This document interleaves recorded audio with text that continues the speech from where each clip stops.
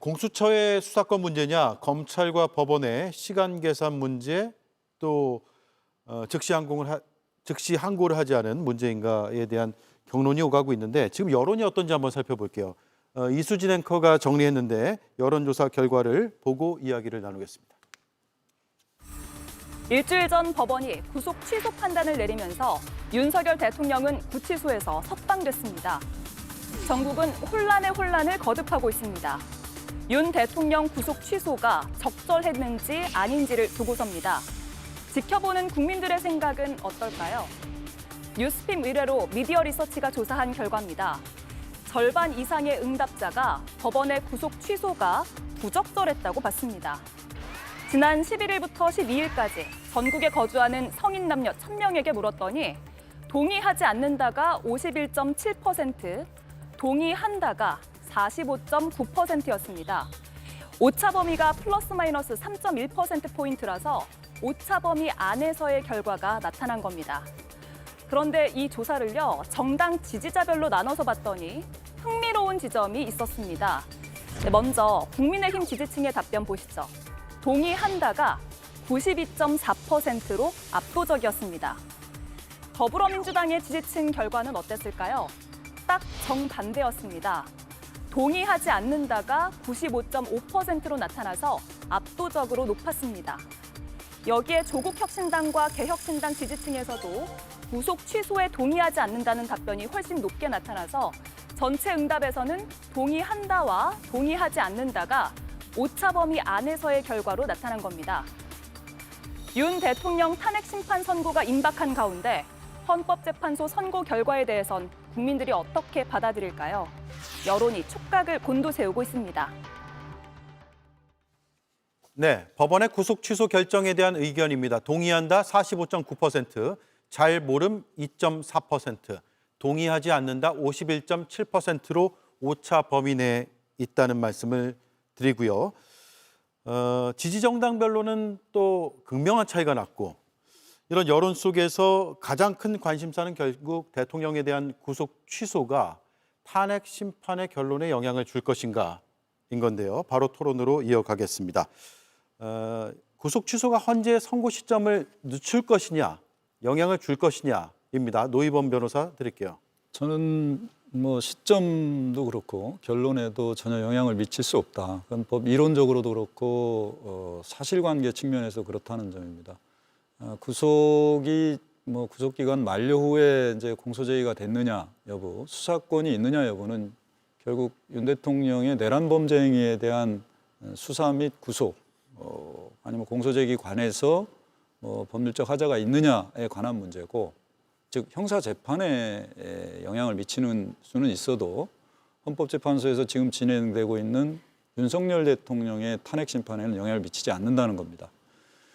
왜냐하면 탄핵 심판은 직무집행에 있어서 위헌 위법 행위가 중대해서 대통령을 그 임기 중 직무에서 배제할 수 있는지, 그럼으로써 헌정질서, 헌법을 수호하는 그런 제도이고, 형사재판은 그야말로 국가의 형벌권을 부과하는 제도입니다. 그래서 탄핵 심판과 형사재판은 그 제도의 본질이나 목적, 취지, 기능이 서로 다르다.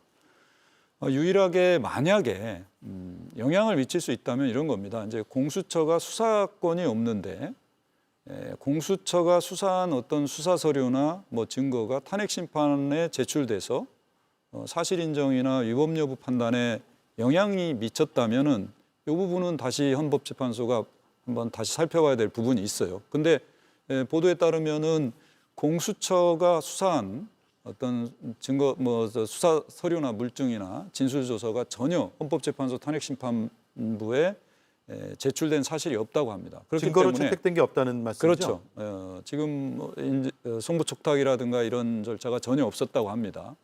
그리고 실질적으로 대통령이 공수처에서 수사에 다 불응했고 조서에 서명 날인도 안 했기 때문에 설령 채택됐더라도 헌재에서 증거 능력이 인정받지는 못했을 겁니다. 그렇기 때문에 이번 구속 취소 결정이 헌재의 탄핵 심판 결정에는 전혀 영향을 미칠 수도 없고, 더군다나 선고 시점에 영향을 미칠 수는 더 없다. 그렇기 때문에 지금 전혀 별개 사건으로 이제 진행되고 있다라고 보시면 됩니다. 예.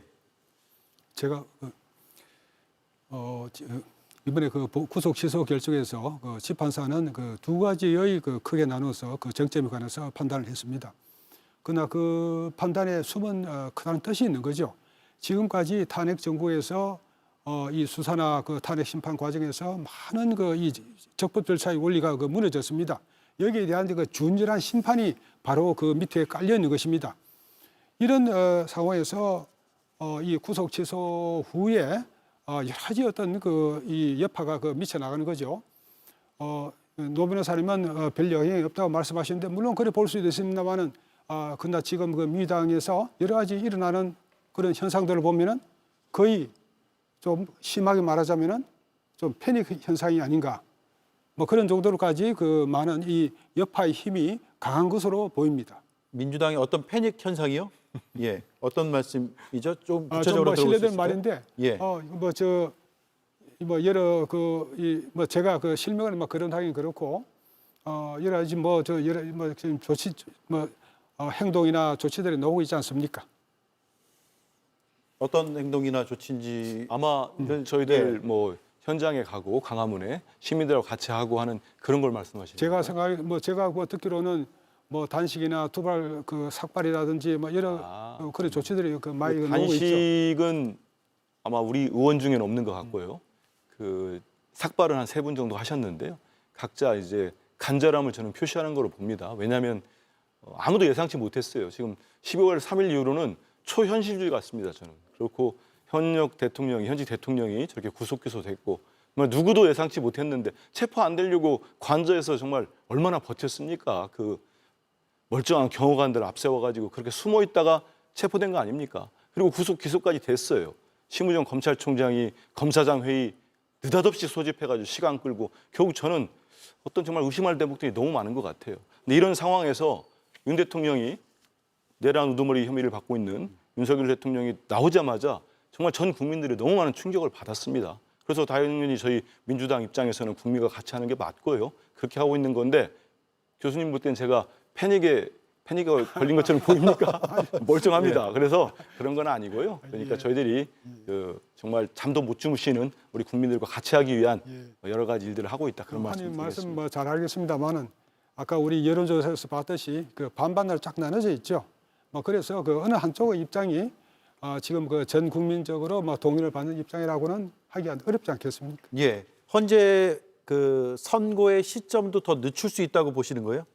지금 헌재가 오늘 오늘 그 선고하는 것으로 대충 다 알고 있었는데 그 선고 날짜도 그 미뤄지고 있지 않습니까? 이것이 그 구속 취소 결정의 그 여파가 헌재까지 계속 미치고 있다고 저는 보고 있습니다. 예. 그러니까 그 이번에 판결이 의미를 주는 게 그 절차의 명확성과 수사 기관의 적법성 아닙니까? 근데 저는 헌재 재판 저는 결과에 대해서 존중한다고 봅니다. 결과는 존중해야 되는데 저는 헌재가 헌법 위에 있지는 않다고 봅니다. 그거 왜냐하면 헌법 재판 과정을 봤을 때 첫 번째 그 기일을 일방적으로 지정을 했습니다. 8차례 기일을 일방적으로 지정을 하셨는데 이게 보면 변론 기일을 일괄적으로 지정할 때는 헌재법 40조를 위반한 겁니다. 이게 뭐냐 형사소송법을 준용하게 되어 있습니다. 그렇다면 피고인과 변호인과 같이 조율을 해야 되는데 그걸 어겼다는 거죠. 예를 들어서 앵커께서 저하고 뭔가 질문을 하고 뭔가 구체적인 걸 알아갈 때 질문 8개만 한다는 것보다는 얘기를 하다 보면 추가 질문을 할 수 있는 거 아닙니까? 예. 그렇기 때문에 어떻게 보면 답을 정해 놓은 것처럼 졸속으로 했다는 비판이 있고요. 추가로 지정이 추가 2차례 기일이 지정됐는데 그게 뭐냐면 홍장원 1차장의 메모가 워낙 문제가 되니까 불가피하게 좀 지정한 면이 없지 않아 있습니다. 두 번째는 뭐냐? 이게 재판 소추 또는 범죄 수사가 진행 중인 사건 기록에 대해서는 재판부가 송부를 할 수 없는 거 아닙니까? 그게 헌재법 32조 위반입니다. 그러니까 결국은 저는 진행되는 과정은 맞는데 거기에 있어서 헌법과 법률을 제대로 적용됐는지에 대해서 사람들이 의문을 품을 수밖에 없다는 거죠. 결국 이런 여러 가지 논란이 있었는데 형사 재판 과정 속에서 대통령이 절차적 하자에 대해서 석방이 됐습니다. 그리고 이 문제에 대해서 사람들이 알게 되는 거죠. 그렇다면 다른 사람도 아니고 대통령을 파면한다는 것은 어떤 의미냐면 주권자인 국민의 의사를 파괴하는 겁니다. 지지한 사람들에 대해서. 그렇다면 이거는 단순히 선출되지 않은 장관이나 뭐 감사원장이나 서울중앙지검장을 파면시키느냐 이 문제가 아닙니다. 그렇기 때문에 어떻게 본다면 헌재 재판, 헌법 재판이란 거는 결국 탄핵 재판이란 거는 어떻게 보면 여론도 일정 부분, 그러니까 정치와 사법의 영역이 버무러져 있다고 볼 수 있거든요. 그렇다면 우리가 앞서 본 여론조사를 봤을 때 석방에 대한 의견이 봤을 때 찬반이랑 약간 비슷한 느낌? 그런 느낌입니다. 그렇다면 오차 범위 내에서 사실상 석방에 대해서 이런 의견이 나뉘었는데 이거를 선출되지 않은 헌법재판관들이 대통령을 과연 파면을 할 수 있을까에 대한 어떤 의문이, 그런 어떤 권한이 있을까에 대한 생각이 들고요.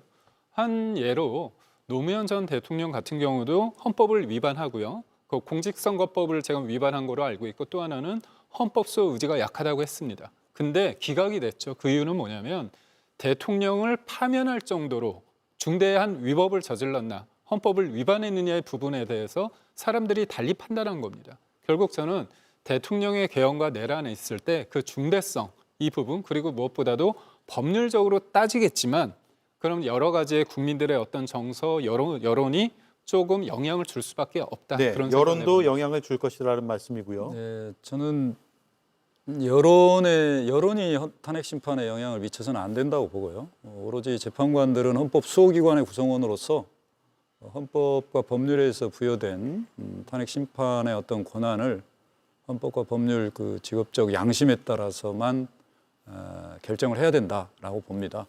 그리고 아까도 말씀드렸다시피 대통령의 구속 취소 결정은 형사재판 수사와 관련돼서만 문제되는 것이 탄핵 심판에는 전혀 영향을 미칠 수 없다라는 점이고요.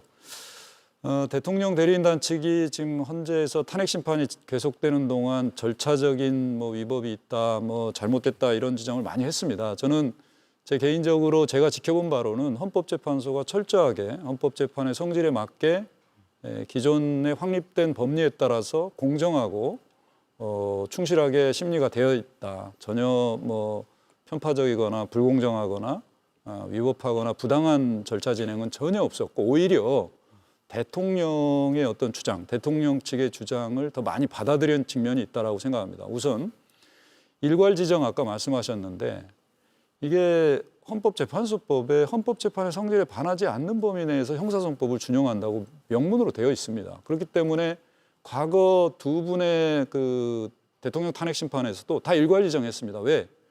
대통령 탄핵 심판이라는 것은 대통령의 권한이 정지되어 있는 상황에서 헌정 질서의 상당한 중단 상태입니다. 비상 상황이기 때문에 집중 심리를 통해서 빨리 신속하게 결정을 하고 헌정 질서를 바로 회복시켜야 될 필요가 있기 때문이죠. 그리고 재판이라는 건 기본적으로 재판부가 사실을 확정하고 위법 여부를 판단하는 그런 절차입니다. 재판의 주체는 재판관이라는 거죠. 예. 당사자들의 주장을 확인시키는 게 재판이 아니라는 거죠. 그래서 재판부에 소송 지휘권이라는 것이 있습니다. 그런 차원에서 증인의 채택 여부, 재판관들이 판단하기에 이 증인은 꼭 채택을 해서 증언을 들어볼 필요가 있다. 이거 재판관들이 판단을 해야 되는 겁니다. 대통령 측이나 국회 측이 요구한다고 해서 다 들어줄 수 없어요. 만약에 그렇게 되면 재판은 10년, 20년, 100년까지도 해야 됩니다. 그리고 증인신문 시간을 왜 제한했느냐? 당연히 제한해야 됩니다. 원하는 만큼 다 해줄 수 없습니다. 재판은 신속하게 결정을 내려야 되는데 의미가 있는 거거든요. 그다음에 대통령의 반대신문, 직접 반대신문권 제한한 부분 다 알지 않습니까? 대통령의 지휘 명령을 받는 사람들이 직접 증언대에 나와서 대통령을 대면해서 사실관계를 진술하기가 부담이 되기 때문에 국회 측에서 가림막을 설치하거나 대통령을 퇴정하게 해달라고 하니까 대통령 측에서는 본인이 직접 앉아 있어야 된다라고 해서 재판부가 결정을 했어요. 대통령을 앉아 있게 하는 게 대통령의 방어권을 보장하는 거다. 다만 대통령이 직접 질문을 하게 되는 경우 증인이 사실대로 말하기가 좀 곤란한 측면이 있으니 부담이 있으니 대리인을 통해서 증언을 하라고 한 거고요. 그리고 뭐 한덕수 국무총리에 대한 증인 신청 재판부가 기각을 했다가 대통령 측이 요구해서 다시 받아들여서 증인 신문을 하지 않았습니까? 그리고 홍장원 전 국정원 차장 이미 증인 신문을 했는데 대통령 측이 요구해서 다시 두 번씩이나 증인 신문이 이루어졌어요.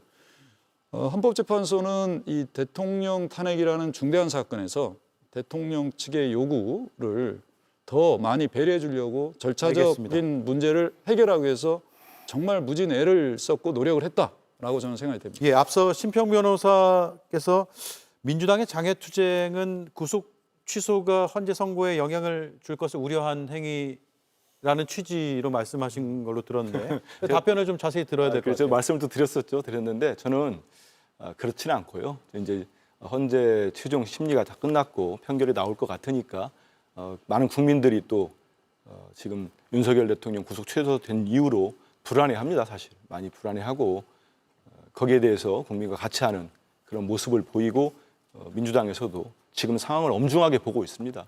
그렇지 않습니까? 나라가 지금 정말 이렇게 선동된 분들 때문에 더 시끄럽고 이런 부분도 있어서 거기에 대해서 저희들이 또 관심을 갖고 안 할 수 없는 겁니다.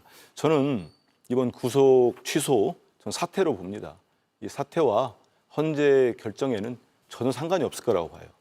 조금만 농담을 한다면 저는 오히려 헌재 재판관들께서 빨리 생각했던 것보다 더 빠르게 그리고 피청구인에 대한 윤석열 대통령에 대한 파면을 선언할 것 같습니다. 왜냐하면 예. 정말 이렇게 너무 위험하지 않습니까? 중대 혐의 피의자입니다. 중대 범죄의 피의자예요. 그런 분이 증거인멸의 우려가 있고 한 상태에서 나와가지고 관저에 가서 집권당 대표들 불러가지고 만나시고 이거 불안하지 않습니까? 얌전히 있지 않습니까? 무슨 일을 벌일지 모른다는 우려들이 있습니다. 그런 말씀 하나 드리고 그리고 지금 보면은 노무현 대통령이나 박근혜 대통령 이 사례를 보더라도 지금 100일 된 것 같습니다. 12.3 계엄 이후로 100일이 됐고 탄핵 소추되고 난 이후에도 전 충분히 심리 시간이 늘었다고 봅니다. 갖췄다고 보기 때문에 이제는 결정을 할 때가 된 것 예. 같고요. 그다음에 보면은 지금 헌재를 많이 공격합니다. 특히 집권당이나 대통령실이나 엄청 공격해요. 공수처도 공격합니다. 저는 정말 이분들이 보수 정권이고 보수라고 자칭한다면 그래도 지켜야 될 가치가 있는 거 아닙니까? 아무리 본인들 처지가 어렵고 하더라도 자유민주주의와 법치주의는 지켜야죠. 그걸 송두리째 버리고 공격하고 초유의 법원 난입 사태가 일어나고 제가 묻고 싶어요. 공수처가 그렇게 공격하는데 공수처장 고발도 했더만요. 여당에서. 그분 윤석열 대통령이 임명한 사람이에요. 헌법재판관 8분 중에 윤 대통령이 임명하신 분이 제가 알고 2분인가 들어가 계세요. 예, 정리해 주시죠. 그럼 뭡니까 이건? 어떻게 이분들을 그렇게 공격하고 헌재를 흔들어대고 집권당 당대표부터 해가지고 4번씩이나 방문해가지고 항의하고 압박하고 알겠습니다. 저는 이건 아니라고 자, 봅니다. 헌재 선고일과 결과에 모두 영향을 줄 것이다 라는 쪽과 그렇지 않다, 별개다라는 쪽이 팽팽히 맞서고 있는데 선고일은 언제쯤 될까요? 이게 제일 궁금하기도 하고 각 당에서 또 전문가들이 보는 시각이 궁금합니다. 토론의 끝부분은 이 내용으로 한번 다루도록 하죠. 시간이 많지 않아서 1분씩 드릴게요. 먼저 김기영 위원님. 저는 사실상 다음 주에는 한덕수 권한대행에 대한 탄핵 심판의 결과가 나와야 된다고 봅니다. 왜냐, 이게 무엇보다도 지난달 19일 날 변론이 종결됐습니다. 그리고 누가 보더라도 이건 산수의 문제입니다. 그러니까 151석이냐 200석이냐의 문제였죠. 우원식 의장께서 어떻게 보면 저희는 월권을 했다고 합니다. 그렇다 보니까 원래는 이게 저희가 효력정지 가처분을 내렸어요. 신청을 했습니다. 근데 안타깝게도 헌재 쪽에서 그 결과를 헌재 재판 최종할 때 같이 넣는다고 했습니다. 그러다 보니까 151석이 1석으로 최상목 권한대행마저 탄핵시킬 수 있다고 생각하는 거죠. 저는 대통령의 탄핵 신중하고 신속하게 해야 되지만 지금의 어떤 대한민국의 예측 가능성을 높이기 위해서 그리고 트럼프 어떤 이기 출범에 맞춰서 뭔가 우리가 잘 하기 위해서는 한덕수 권한대행이 복귀하는 게 가장 중요한 거 아닙니까? 그렇다면 모든 일에 있어서 지금 대통령보다도 한덕수 권한대행 하고 나서 그 부분에 대해서 그 다음에 한다고 한다면 저는 3월 말이나 4월 초 정도가 되지 않을까 그런 생각을. 예, 신 변호사님. 제가 꼭 드리고 싶은 말씀은 지금 그 탄핵 심판에서 우리 인류가 말이죠 수백 년간에 걸쳐서 고귀하게 쌓아올린 재판 절차의 금자탑이 있습니다. 그 금자탑이 다 허물어졌습니다. 이런 법치주의 파괴 현상에 대해서 지금 헌법재판소가 이 구속 취소 결정의 여파로 지금 흔들리고 있죠. 여기서 대충 지금 예측은 한 5대3 정도로 되지 않을까 뭐 그런 생각을 하고 있는데 지금이라도 문영배 소장 대행이 과거의 어떤 편파적이고 어떤 이념에 치우친 그런 자세를 벗어나서 좀 더 공정하고 이 나라를 위해서 올바른 권한을 행사해 주시기를 바랍니다. 예, 노 변호사님. 지금 대한민국의 국가 공동체에서 가장 중대한 그리고 가장 시급한 것은 바로 대통령 탄핵 사건에 대한 선고입니다. 어느 국민도 이 부분을 부인하지 않을 거고요. 뭐 여야를 가리지 않고 모든 국민에게 필요한 것이 바로 대통령 탄핵 사건에 대한 신속한 결정이다. 뭐 결론 여부를 떠나서 왜? 우리 헌법은 주권자인 국민이 직접 선출한 대통령에 의해서 국정이 운영되도록 되어 있습니다. 지금은 비상적 상황이고 그리고 대통령에 대한 탄핵 심판은 지금 집중 심리를 거쳐서 충분히 변론 절차가 이루어졌고 결정을 선고해야 할 때라고 봅니다. 그런 점에서 헌법재판소에서 재판관들께서 대한민국과 대한민국의 국가 공동체를 위해서 그리고 헌법 수호의 어떤 최후의 보루로서 이제는 고민 그만하시고 예. 바로 결정을 해달라라고 좀 부탁을 드리고 싶습니다. 네. 제 감으로도 이제 임박한 것 같습니다. 이미 노무현 대통령이나 박근혜 대통령 사례를 보더라도 전례를 봐도 이미 충분한 심리를 하신 것 같고요. 그래서 곧 나올 것 같은데 제 개인적 바람은 우리 국민들 빨리 좀 일상으로 돌아오고 싶다는 말씀들을 많이 주시기 때문에 내일이라도 바로 헌재 재판관들께서 결정을 해주시면 좋겠다는 생각을 하고요. 조심스럽습니다만은 제가 지금까지 쭉 지켜본 거를 보면은 저는 우리 신 교수님과는 다르게 8대 0으로 결국은 파면될 거라 봅니다. 왜냐하면 지금까지 헌재가 5가지 정도 쟁점을 본 거 아닙니까? 비상계엄이 적법했느냐? 이거는 한덕수 총리도 국무회의 열리지 않았다고 합니다. 기록도 안 했고 포고령 부분, 그다음에 국회 군인들의 계엄군의 국회 침탈, 선관위 군인 보낸 거, 군대 보낸 거는 윤 대통령이 자백까지 했습니다. 헌재에 자기가 보냈다고. 이런 부분들을 본다면은 이미 우리 국민이 뽑았던 20대 대통령 윤석열은 정말로 국민을 배신하고 결국은 헌정 질서를 파괴했다. 국헌을 문란했다. 우리 국민들이 다 봤습니다. 그 영상을. 알겠습니다. JTBC를 통해서도 다 봤습니다. 예. 그런데 어떻게 이게 대통령 파면 사유가 아니겠습니까? 제가 한 네. 가지만 더 덧붙이자면은 그 부정과 부패의 그 복마전인 선관위에 군인들 보내서 그 조사하라고 한 것이 무슨 어떤 잘못 대통령의 큰 잘못이라고 할 수 있겠습니까? 알겠습니다. 여기까지 듣죠. 네, 시청자들이 판단하실 것 같고요. 두 가지 쟁점은 여기서 정리를 하고 이어질 순서가 오늘 어찌 보면 가장 중요한 순서가 될 것 같습니다. 바로 JTBC 논쟁의 타협점인데 생각을 좀 정리하시고 숨도 고르시고 준비를 해주시죠.